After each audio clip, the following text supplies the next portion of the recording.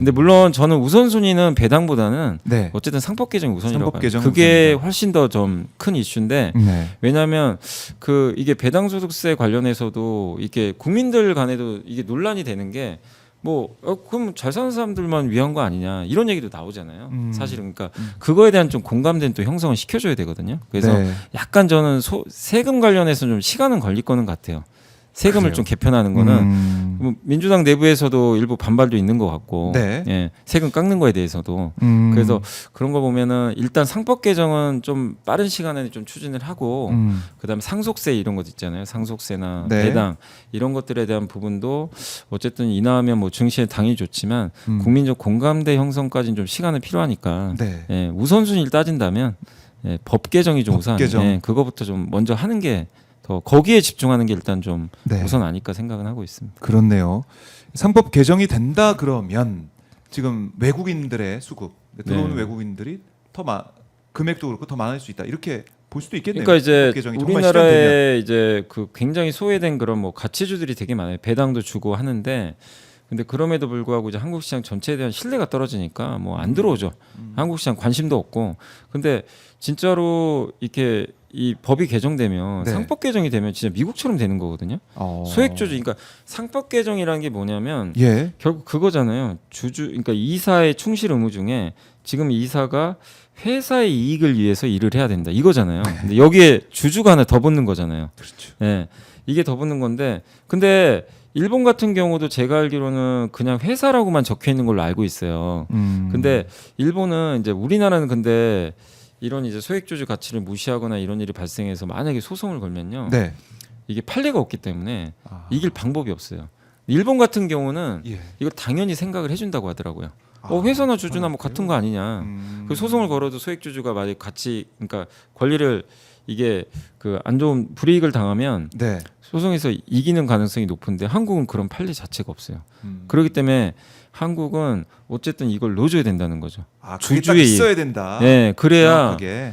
이 주주의 이익을 만약에 훼손했을 때 그 어떤 이사가 경영을 할 때 주주의 이익을 훼손하는 정책이는 뭐 예를 들면 그거잖아요. 몇 년 전에 네. LG화학이 LG 에너지솔루션 물적 분할해서 난리가 났잖아요. 난리 났었죠. 그런 일은 이제 절대 못 하는 거죠. 그 일을 하면 이제 소송 걸리고 법적인 처벌을 받아야 돼요. 소액 주주가 피해 보는 거니까. 예. 그래서 아예 할 수가 없고 그래서 그걸 법적으로 보장하는 거랑 그냥 네. 말로만 하는 거랑 완전히 천지 차이잖아요, 사실은. 그렇기 때문에 그게 되는 순간 외국인들도 당연히 한국 네. 증시를 재평가할 수밖에 없고 그것뿐만 아니라 또 한 가지 되게 놀랬던 게 저는 그 집중투표제도 되게 놀라웠던 것 같아요. 집중투표제가 뭐냐면 이제 그 어떤 이제 그 주총에서 이사들이 되게 중요하잖아요. 이사들 선임할 때 그렇죠. 어떤 이사가 네, 뭐 이렇게 3명이 있으면 네. 내가 만약에 100표를 갖고 있으면 이렇게 그냥 나눠서 줄 수가 있잖아요. 한 사람한테 뭐 이렇게 100표 줄 수도 있고. 그런데 3명의 이사를 있으면 내가 100표인데 이게 3배가 됩니다, 갑자기. 한 사람한테 100표를 그러니까 3배면 300표죠. 300표. 300표가 생겨요, 갑자기. 그래요? 100주가 아니라 소액주주한테. 그러면 여기다 몰아버릴 수가 있어요. 그게 이제 집중투표제인데 예. 이거를 이제 의무화하겠다는 거예요. 그것도 중요한 조항이에요. 그러면 이제 소액주주가 원하는 사람을 안 칠 수가 있어요. 그러니까 왜냐하면 그동안은 뭐 표에서 밀리니까 당연히 대주주가 원하는 쪽으로 목소리가 가잖아요. 안 나왔죠. 그리고 전자주주총회 참석. 네. 저기 제주도 계신 분이 서울에 예를 들면 이제 뭐 서울에서 어떤 기업이 주총하면 참석 못 하잖아요. 뭐 반대. 네. 근데 그거를 온라인으로 그냥 이제 여기 앉아서 노트북으로 네. 참석해서 질문하시면 돼요. 그러니까 지금 초등학생. 어떤 시대인데 그렇죠? 네, 근데 그것도 의무화가 안 돼 있어요. 이런 것까지. 그러니까 이게 뭐냐면요, 핵심은 단 하나입니다. 키워드. 소액주주의 권한이 엄청 세져요. 근데 이게 다른 나라는 그렇게 돼 있는데 한국은 그게 안 돼 있던 거예요. 그러니까 한 표 한 표가 중요하고 네. 주주가 중요한 것인데. 너무 평가절하돼 있다. 우리도 이제 선거할 때 이번에 대선도 있었지만은 유권자들이 한 표씩 행사하지 네, 않습니까? 맞습니다, 맞습니다. 근데 왜 주식은? 왜 그러니까 우리 그 주주는 주식은 왜 그러냐 왜? 이거죠.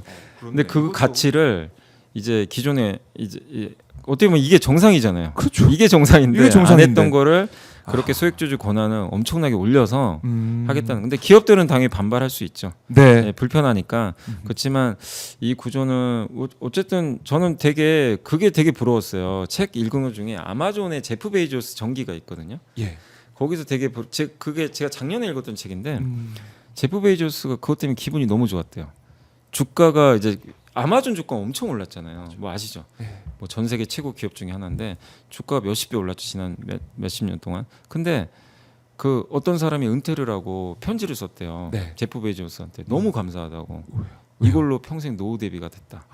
그러니까 주식도 오르고 배당도 하고 주주환원도 잘해주고 내가 아마존에 투자해서. 사업하는 건 아닌데 사업을 해서 투자를 장기간 이렇게 사업 어떻게 보면 동업자 되는 거잖아요. 그렇죠. 주식 투자라는 게. 맞아요. 동업자. 예, 이게 그 투기가 말이 아니라 맞습니다. 투자죠. 예. 근데 그렇게 해서 노후 대비까지 주가 엄청 오르고 그리고 주주 뒤통수 치는 일도 안 하잖아요. 그래서 그게 너무 고마웠다. 이제 그런 그 일화가 거기 써 있더라고요. 근데 작년에 그거 읽으면서 너무 부러웠어요. 아 왜 우리는 이런 게 안 되지? 꿈 같은 얘기입니다. 꿈 같은 네, 얘기. 이런 게 좀 됐으면 좋겠는데. 네. 근데 어쨌든 지금은 이제 그럴 것 같아요. 지금 분위기는. 아, 그래서 좀 기대가 저도 많이 되는 상황입니다. 네. 그 꿈을 향해서 이제 가고 있다. 한 발짝 한 발짝 네, 가고 네. 있고 희망이 생기고 있다라는 겁니다. 자, 지금도 이제 2,900선 코스피 지수 보이고 있는데 그러면 그러니까 그런 생각도 하실 것 같아요.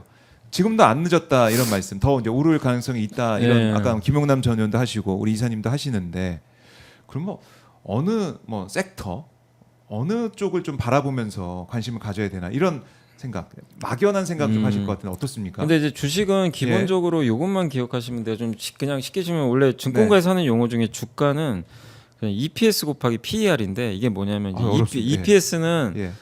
그냥 이익이에요. 이익 이익인데 주식수로 나눈 이익. 밑에 분모가 주식이에요. 한 주당 얼마씩 네, 한 주당 이익을. 얼마예요. 그러니까 네. 이거는 기본적으로 그러면 이익 많이 내면 주가 곱하기니까 그럼요. 뭐 너무나 쉽잖아요. 예. 근데 밑에 분모가 중요해요. 주식수를 줄여야 돼요. 그래야 이게 올라갈 거 아니에요. 그러네, 근데 EPS 우리나라는 올라가죠. 반대였어요. 주식수가 계속 늘어나는 시장이었어요. 계속 유상증자하고 예. 뭐 물적 분할에 상장하고 맞아요. 그러니까 덩치는 점점 커져요. 아하. 주식수 그러니까 EPS가 위에 분자는 이익이잖아요. 네. 이익이 늘어도 밑에 분모가 느니까 계속 주식이 이게 안 돼. 그래서 한국식 근데 그 제가 아까 애플 얘기해드렸죠. 네. 애플은 빚을 내서라도 주식을 없애버려요. 소각을 한단 말이죠. 그러니까 밑에 분모가 줄어들어. 그러니까 기본적으로 EPS가 계속 올라가는 거예요. 한국은 그냥 정체돼 있고 이해가 되시죠? 네, 네. 근데 어쨌든 중요한 거는 기업이 또 성장을 해야 되잖아요, 당연히. 그럼 맞죠. 그래서 이 두 가지가 조합되면 너무 좋은 거죠. 밑에 밑에 분모는 줄고 위에 이익은 올라가고. 예. 근데 이제 여기서 중요한 건 우리나라가 뭐 그렇다고 옛날처럼 고성장이 어렵잖아요. 그러니까 EPS를 크게 막 기대하기는 좀 쉽진 않아요. 그럼 근데 밑에 분모를 줄여준다면 그것만으로도 올라갈 수 있는 거죠. 또 한 가지가 옆에가 PER은 뭐냐면 PER 몇 배, 몇 배. 배수. 이 여기다 몇 배 줄 거냐. 그러니까 EPS가 10,000원인데 네. 10을 10배 주면 뭐 지금 주가는 10만 원 되겠죠. 그 곱하는 건 누가 정하는 그러니까 이거는 시장이 정해요. 시장에서. 그냥 일례로 어. 제가 아주 극명하게 예, 예. 말씀드리고 싶은 기업이 딱 두 개인데 현대차 PER은 어. 지금 한 5배 정도 될 거예요. 조금 네. 올라서 최근에 5배. 5배. 테슬라가 얼마인지 아세요? 10배, 20배 되지 않을까? 아니 테슬라는 100배가 넘습니다. 100배가 넘는다고요? 네. 같은 자동차 회사인데 어떻게 그렇게? 이게 뭐냐면 이제 사람들이 생각하는 위험 선호도예요. 그러니까 이 왜 테슬라는 그러니까 만약에 같은 이익을 낸다면 예. 테슬라 주가는 그럼 몇 배죠? 20배죠. 그렇죠. 20배 더 비싼 거잖아요. 그렇죠. 실제 테슬라 시가총액이 1,300조 정도 되고요. 1,300조예요. 현대차가 아마 50조 될 거예요.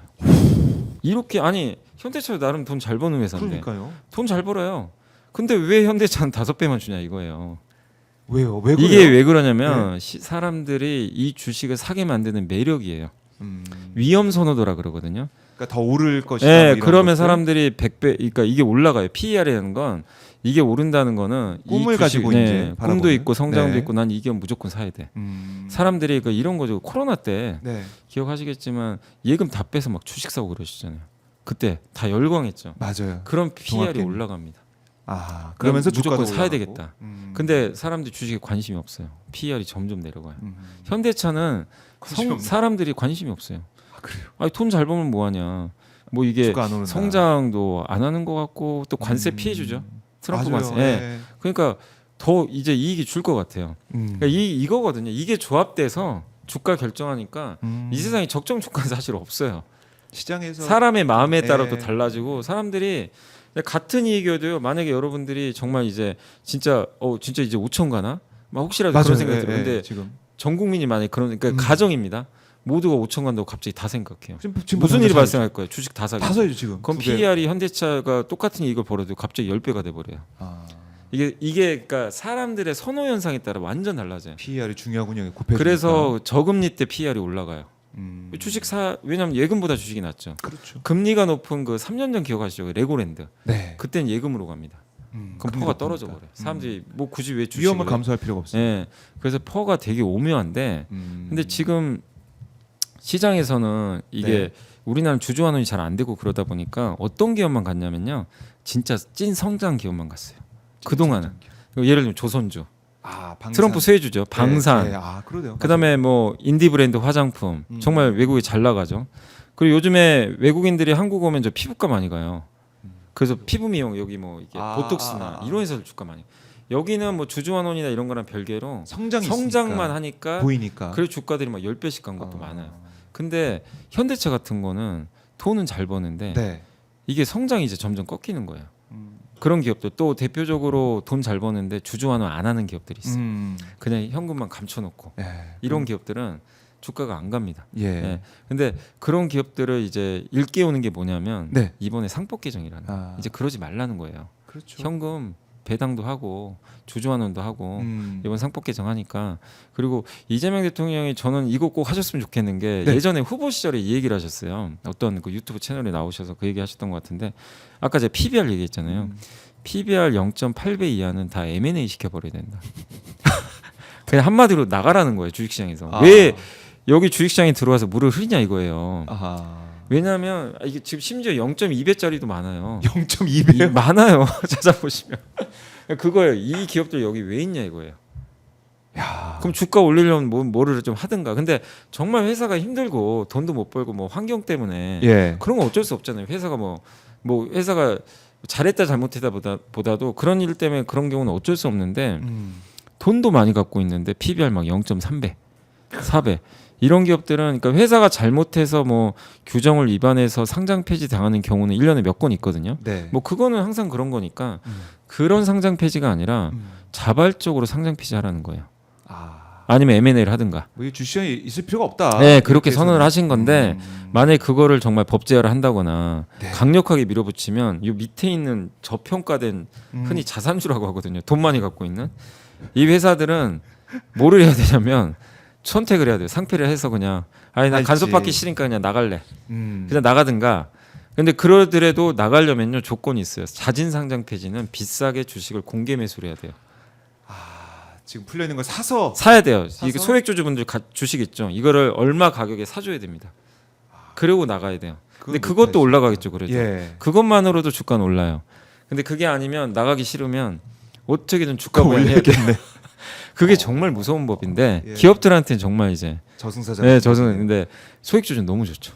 소액주주 입장에서. 야, 이렇게 우리 주식 시장을 활성화시킬 수 있는 방안들이 있네요. 있어요. 있는데 근데 그동안 안 그거를 했던 이제 어떻게 보면 하려다가도 좀 또 흐지부지 된 경우도 많았고. 거고. 네. 그래서 이제 중요한 건 그런 실천인데 그런 걸 법이나 이런 걸 통해서 적극적으로 해주시면. 해야 된다. 그래서 제가 말씀드린 이제 정답은 좀 돌려서 말씀드렸지만 그 동안은 정말 우리가 성장하는 것만 찾아서 어렵게 투자를 해야 됐다면 이제는 굳이 그럴 필요도 없어요. 정말 돈 많고 그러니까 소외받고 있는데 돈 많은 기업들만 찾아도 기회가 많다. 예. 그럼 대표적인 게 현대차도 마찬가지예요. 현대차는 지금- 배당 잘해요. 네. 인정해요. 주주와는 정말 예. 잘하는 기업인데 주가가 안 현대차도 오른다. PBR이 한 배가 안 되니까 아직도. 그러네. 그것도 예. 참 그렇네요. 예. 그러니까 이제 그런 돈 잘 버는 저PBR주들만 잘 찾아보셔도 기회가 충분히 많다. 네. 예. 근데 지금 또 이제 중국하고 미국이 협상은 하고 뭐 이 프레임워크를 통해서 네. 논의는 하고 있다고는 하지만 아직 불안하고 또 뭐 트럼프가 뭐 관세에 대해서도 얘기를 하던데 일자를 어떻게 할 거냐 뭐 7월까지 뭐 정해놓고 그 안에 뭐 다 끝날 수도 있고 기한 연장 용의가 있지만 무역 협상 필요하지 않을 수도 있다 필요하지 않을 거다 또 성실 협상 국가는 상호 관세 유예 연장 가능하다 이렇게 하면서 뭐 우리나라 입장에서도 뭐 대상이 될지 안 될지 네. 또 궁금해하게 바라보고 있고 그러니까 이 참 불안정성이 있어야지 관세 네. 무역 협상 이것 때문에 어떻게 보십니까? 이 상황에서 또 투자 잘해야 되는 거잖아요.